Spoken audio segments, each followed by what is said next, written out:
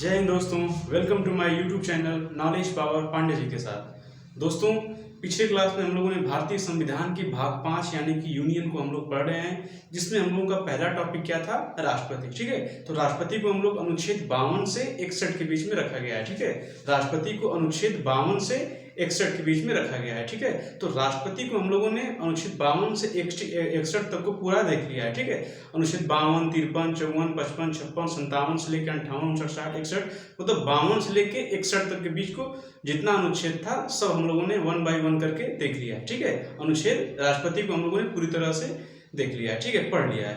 अब हम लोग आते हैं राष्ट्रपति की शक्तियां।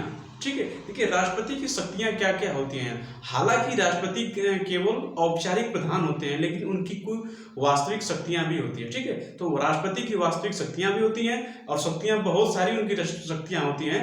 तो हम लोग 1 बाय 1 करके राष्ट्रपति की शक्तियों के बारे में पढ़ेंगे। ठीक है, तो आइए हम लोगों का पहला क्या है, राष्ट्रपति की शक्तियों में पहला हम लोगों का क्या है? न्यायिक शक्तियां। ठीक है, पहला उनकी शक्ति क्या है? न्यायिक शक्तियां। ठीक है, जिसको हम लोग अनुच्छेद 72 में रखा गया है। ठीक है, राष्ट्रपति की शक्ति को कहाँ रखा गया है? तो अनुच्छेद 72 में रखा गया है। ठीक है, तो आइए हम लोग 1 बाय 1 बहुत ध्यान से इसको पढ़ेंगे। ठीक है, तो देखिए पहला क्या, देखिए भारतीय संविधान भाग 5 हम लोग संघ को पढ़ रहे हैं। ठीक है, संघ में हम लोग क्या पढ़ रहे हैं? राष्ट्रपति की शक्तियां। क्या? राष्ट्रपति की शक्तियां। ठीक है, संघ में हम लोग क्या पढ़ रहे हैं? राष्ट्रपति की शक्तियां। ठीक है, अब हम लोग को राष्ट्रपति जी की जो शक्ति है उसमें हमारा पहला क्या है? न्यायिक शक्ति। ठीक है, राष्ट्रपति की न्यायिक शक्ति। अब राष्ट्रपति की न्यायिक शक्ति को कहां पे रखा गया है? तो इसको अनुच्छेद 72 में रखा गया है। ठीक है, राष्ट्रपति की न्यायिक शक्ति को अनुच्छेद 72 में रखा गया है। ठीक है, आइए देखते हैं। देखिए राष्ट्रपति की न्यायिक शक्तियां। ठीक है, देखिए अनुच्छेद 72 के अंतर्गत राष्ट्रपति की क्षमा शक्तियां। न्यायिक शक्ति में राष्ट्रपति अनुच्छेद 72 में इनकी क्षमा शक्ति को है।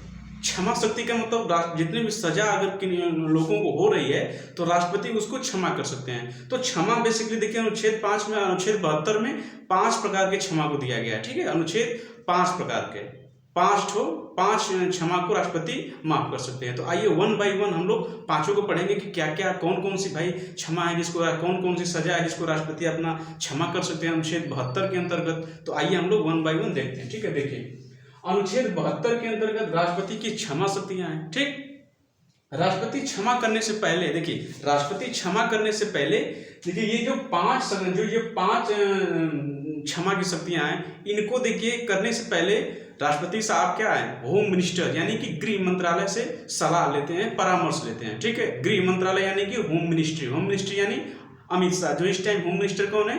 अमित शाह है। ठीक है, तो मान के चलिए कि जो हमारे ये राष्ट्रपति हैं, जो हम लोग की द्रौपदी मुर्मू जी, इनको अगर यदि ये पांचों में से कोई किसी का प्रयोग करना होगा तो उसके पहले वो गृह मंत्रालय से सलाह लेंगे। ठीक है, तो यही इसमें बताया गया है कि यह अनुच्छेद 72 के अंतर्गत राष्ट्रपति की क्षमा शक्तियां हैं। राष्ट्रपति क्षमा करने से पूर्व गृह मंत्रालय की सलाह लेता है। किसकी सलाह लेता है? गृह मंत्रालय की सलाह लेता है।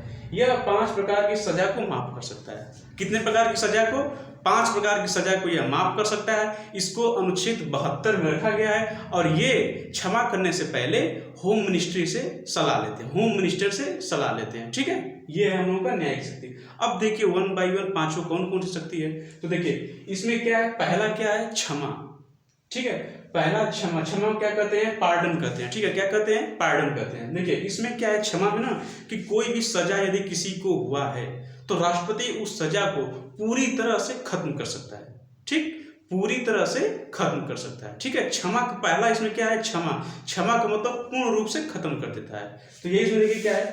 राष्ट्रपति किसी भी सजा को पूरी तरह से माफ कर सकता है, उसे क्षमा कहते हैं।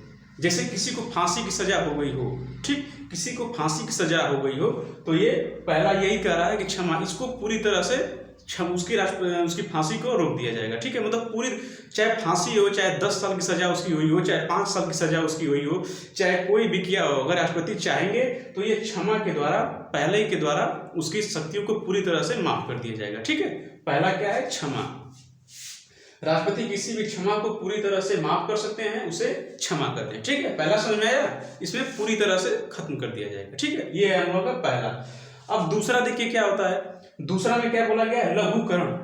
लघुकरण को अंग्रेजी में कहते हैं कम्यूटेशन। क्या कहते हैं? कम्यूटेशन यानी लघुकरण। लघुकरण में देखिए क्या है, तो लघुकरण में बेसिकली देखिए दिया गया है कि लघुकरण में इसमें राष्ट्रपति सजा की प्रकृति को बदल सकता है किंतु समय को नहीं घटा सकता। देखिए सजा की प्रकृति क्या है, देखिए सजा की प्रकृति क्या है, इसमें सजा की प्रकृति को कम कर सकता है। देखिए सजा की प्रकृति का मतलब ये हुआ कि यदि किसी को सजा होती है, यदि कोई अपराध करके जाता है उसकी सजा होती है, तो किसी को 5 साल की कठोर सजा होती है, ठीक है, कठोर, किसी को कम सजा होती है, किसी को बहुत ज्यादा सजा होती है। तो वही जिसको कठोर सजा हुई होती है, जैसे कि किसी को 5 साल की सजा है तो उसको पत्थर तोड़ने को दिया जाता है, मतलब बहुत कठिन कार्य दिया जाता है, ठीक है। किसी को 10 साल की सजा हुई है तो उस व्यक्ति अगर कोई घनघोर अपराध किया है तो उसको बहुत कठिन सजा दी जाती है। इसलिए इसमें ये लघुकरण में ये बोला गया है कि राष्ट्रपति टाइम को कम नहीं करेगा, आपकी जो सजा की प्रकृति है, ठीक है, जो प्रकृति है उसको कम कर सकता है। एग्जाम्पल के रूप में देखिए, एग्जाम्पल में 10 वर्ष कठोर सजा को या 10 वर्ष साधारण सजा में परिवर्तित कर देगा।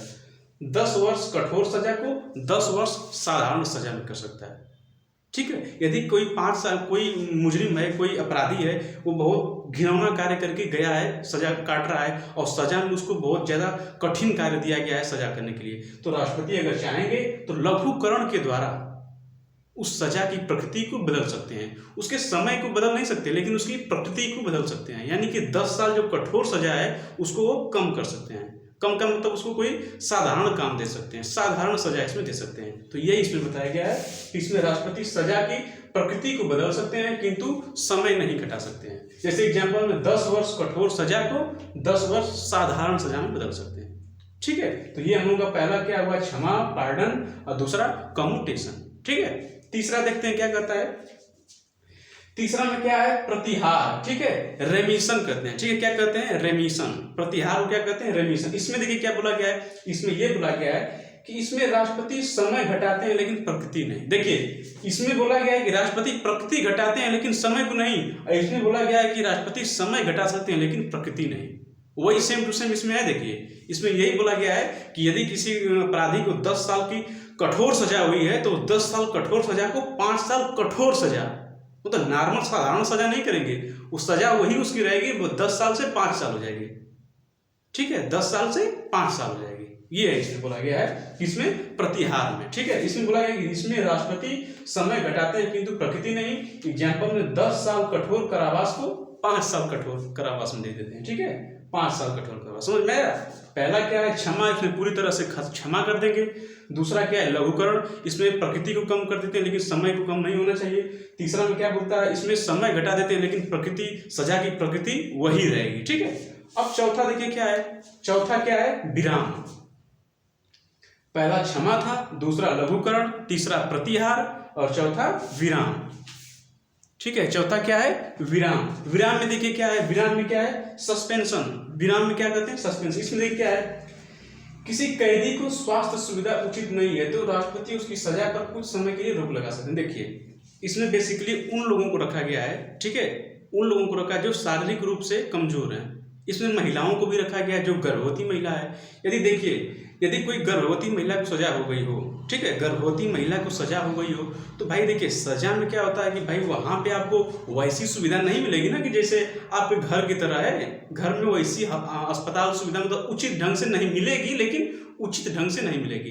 तो इसमें यदि कोई गर्भवती है तो भाई उसके लिए कोई देखना पड़ेगा ना भाई, कोई दिक्कत ना हो जाए। तो वही इसमें बेसिकली गर्भवती महिलाओं के लिए है कि इसमें राष्ट्रपति उसकी सजा पर कुछ समय के लिए रोक लगा सकते हैं, जब तक उसकी डिलीवरी ना हो जाए तब तक उसको रोक लगा सकते हैं, ठीक है। तो ये इसमें बोला गया, विराम में किसी कैदी को स्वास्थ्य सुविधा उचित नहीं है तो राष्ट्रपति उसकी सजा पर कुछ समय के लिए रोक लगा सकते हैं, ठीक है। एग्जाम्पल में क्या है, जैसे गर्भवती महिला हो, समझ में आया। पहला क्या था, क्षमा, दूसरा लघुकरण, तीसरा प्रतिहार, चौथा विराम, ठीक है। अब देखिए पांचवा क्या करता है, देखिए पांचवा में क्या है, प्रतिलंबन। इसको भी सस्पेंशन ही कहते हैं, प्रतिलंबन। देखिए प्रतिलंबन में क्या है, प्रतिलंबन में बताया गया है कि राष्ट्रपति जब फांसी की सजा को कुछ समय के लिए रोक लगाता है तो उसे प्रतिलंबन कहते हैं। देखिए इसका बेसिकली ये अर्थ दिया गया है कि देखिए यदि राष्ट्रपति किसी विदेश यात्रा पे गए हैं, विदेश भ्रमण के लिए गए हैं, यदि मान के चलिए राष्ट्रपति अमेरिका गए हैं और यहाँ सुप्रीम कोर्ट किसी को फांसी की सजा दे दिया, ठीक, अब वो आने वाले हैं 12 तारीख को, अब फांसी की सजा है 8 तारीख को, तो भैया दिक्कत होगा ना। अब भाई याचिका जो कोई भी होता है तो दायर करना पड़ता है ना, याचिका दायर करने के लिए भाई उसको मौका मिलना चाहिए कि वो राष्ट्रपति से बात करे अपनी सजा माफ कराने के लिए, तो उसको वो मौका नहीं मिल पाएगा। इसलिए राष्ट्रपति कहते हैं कि जब तक मैं आऊंगा नहीं तब तक इसको फांसी नहीं होनी चाहिए। ठीक है, ये बेसिकली राष्ट्रपति को, जब राष्ट्रपति कहीं बाहर विदेश यात्रा पे गए हो तब के लिए है कि जब तक वो आ नहीं जाते हैं तब तक इसको सजा रुकी रहेगी। ठीक है, तो यही इसमें प्रतिलंबन बताया गया है कि जब राष्ट्रपति जब फांसी की सजा कुछ समय के लिए रोक लगाता है तो उसे प्रतिलंबन कहते हैं। ठीक है, यह इसलिए लगाया जाता है कि कैदी दया याचिका अपील कर सकते, बताया ना, दया याचिका अपील कर सके। ठीक है, यही इसमें बताया गया है कि राष्ट्रपति यदि 12 तारीख को विदेश से आने वाले हैं और सजा उसकी 8 तारीख को ही होगी फांसी देने का, तो राष्ट्रपति वहीं से रोक सकते हैं उसको कि 4 दिन और रुक के जब मैं आ जाऊंगा तब फांसी होगी। ठीक है, क्यों?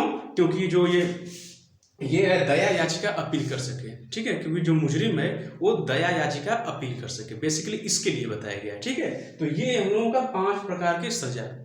ठीक है, समझ में? पहला सजा क्या था? क्षमा, इसमें पूरी तरह से माफ कर दिया जाता है। दूसरा क्या है? लघुकरण, इसमें प्रकृति को चेंज किया जाता है लेकिन समय को नहीं। प्रतिहार में समय को चेंज कर दिया जाएगा लेकिन प्रकृति आपकी वही रहेगी।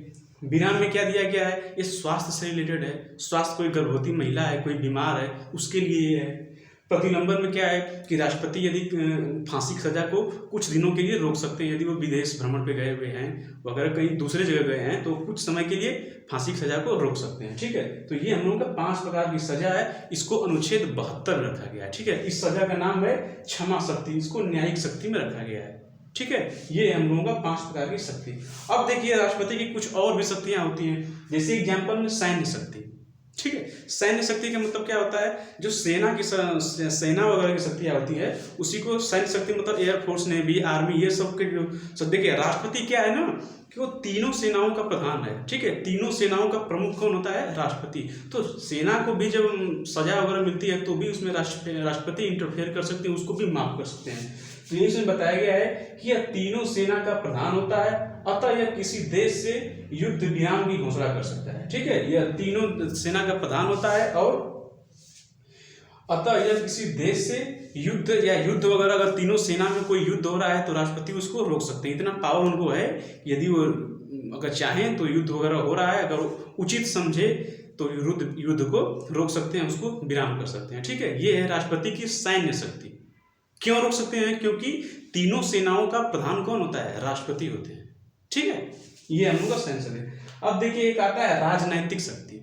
राजनैतिक शक्ति क्या होता है? तो राजनैतिक शक्ति में बोला गया है कि यह भारत के राजदूत को विदेश में भेजता है तथा विदेशी राजदूत को भारत में आने की अनुमति देता है। ठीक है, देखिए हर देश में एक अपना अपना अलग अलग राजदूत होता है। ठीक है, जैसे पहले जमाने में राजा महाराजाओं के राजदूत नहीं होते हैं, एक राजा अपने दूसरे राजा को राजदूत भेजता था कुछ संदेश लिखकर, उसी तरह इस टाइम हमारे देश में भी राजदूत होते हैं। वो कोई आप मेरे देश का उस देश में जाकर रहेगा, उस देश का हमारे देश में आकर रहता है। तो राष्ट्रपति हमारे देश के राजदूत को दूसरे देश में भेजते हैं और दूसरे देश के राजदूत को हमारे देश में आने की अनुमति देते हैं।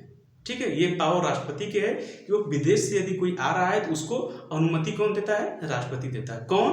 राजदूत। ठीक है, अब इसमें एक और बोला गया है कि विदेश जाने वाले जो मंत्री होते हैं, जो विदेश मंत्री होते हैं, ठीक है, जैसे एस जयशंकर हम लोगों के टाइम विदेश मंत्री है, तो विदेश मंत्री क्या बोला गया है? विदेश जाने वाले मंत्री राष्ट्रपति से अनुमति लेकर ही जाते हैं। जैसे अब उन लोगों का विदेश मंत्री कौन है? तो एस जयशंकर साहब हैं। इनको यदि कहीं बाहर जाना होगा तो राष्ट्रपति से अनुमति लेकर ही जाना पड़ेगा। ठीक है, ये हम लोगों का राजनैतिक शक्ति। ठीक है, राजनैतिक शक्ति का मतलब समझ गए कि राजदूत को भारत से कोई दूसरे देश में भेज सकते हैं, कोई दूसरे देश से यदि भारत में कोई राजदूत आ रहा है तो उसको अनुमति दे सकते हैं, और विदेश मंत्री यदि कोई विदेश में जा रहा है तो उसको भी अनुमति लेना पड़ेगा। किससे?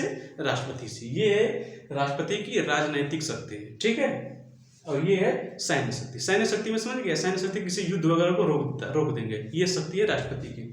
अब इसमें देखिए एक और है, इसमें नोट में बताया गया है कि राष्ट्रपति जो होता है सिविल कोड तथा सेना की कोड, दोनों की सेना की सजा का माफ कर सकता है। ठीक है, देखिए सिविल कोड क्या होता है? सिविल कोड में तो हम लोगों का क्या है, सुप्रीम कोर्ट, हाई कोर्ट, ये सब हम लोगों में जो है, जो एक आम आदमी को सजा देता है उसे सिविल कोड कहते हैं। और एक सेना का कोड क्या आता है, कोर्ट मार्शल उसे कहते हैं। सेना क्या होता है, उसमें केवल सेना द्वारा होती है, सेना की सजा उसमें दी जाती है। तो जो राष्ट्रपति साहब है वो सिविल कोड और सेना कोड दोनों की सजा को माफ कर सकते हैं, ठीक है। क्योंकि सिविल कोड को तो भाई उनको अधिकार है ही, और सेना को कोड को इसलिए माफ करेंगे क्योंकि वो तीनों सेनाओं के प्रमुख होते हैं। कौन, राष्ट्रपति। तो राष्ट्रपति न्यायिक शक्ति और सेना की शक्ति, दोनों शक्तियों में जो सजा होता है उसको माफ कर सकते हैं। कौन, राष्ट्रपति, ठीक है, ये होता है। लेकिन देखिए, जबकि राज्यपाल केवल सिविल कोड को ही माफ सजा दिला सकता है, लेकिन राज्यपाल के पास इतनी ताकत नहीं है कि वो फांसी की सजा को रोक सकता है, ठीक है। तो राज्यपाल बेसिकली सिविल कोड की छोटा मोटा अपना देखेंगे, कोई बड़ा है जिससे कोई फांसी की सजा को रोक नहीं सकते हैं, ठीक है। ये है हमारा सिविल कोड की सजा को माफ कर सकते हैं। और उसमें कोर्ट मार्शल में राज्यपाल का कोई काम नहीं है, उसमें केवल राष्ट्रपति ही हस्तक्षेप कर सकते हैं। तो ये है हम लोगों की राष्ट्रपति की शक्तियाँ। आगे देखिए राष्ट्रपति की आपातकालीन शक्तियाँ हैं, और भी शक्तियाँ हैं, तो नेक्स्ट क्लास में हम लोग पढ़ेंगे राष्ट्रपति की आपातकालीन शक्तियाँ। ये हम लोगों क्या है, न्यायिक शक्तियाँ थी। देखिए तो आज हम लोगों ने क्या पढ़ा, न्यायिक शक्तियाँ, क्षमा, लघुकरण, प्रतिहार, विराम, प्रतिलंबन, सैन्य शक्ति, राजनैतिक शक्ति, ये सब शक्तियाँ हम लोगों ने पढ़ा। आई होप आप लोगों को समझ में आया होगा। कल हम लोग पढ़ेंगे राष्ट्रपति की आपातकालीन शक्तियाँ, ठीक है। उसके बाद हम लोगों का उपराष्ट्रपति स्टार्ट होगा, ठीक है। तो ये हम लोगों का आज का क्लास, ठीक है। वीडियो यदि अच्छा लगा तो इसको लाइक कीजिए, सब्सक्राइब कीजिए और शेयर कीजिए, ठीक है। जय हिंद।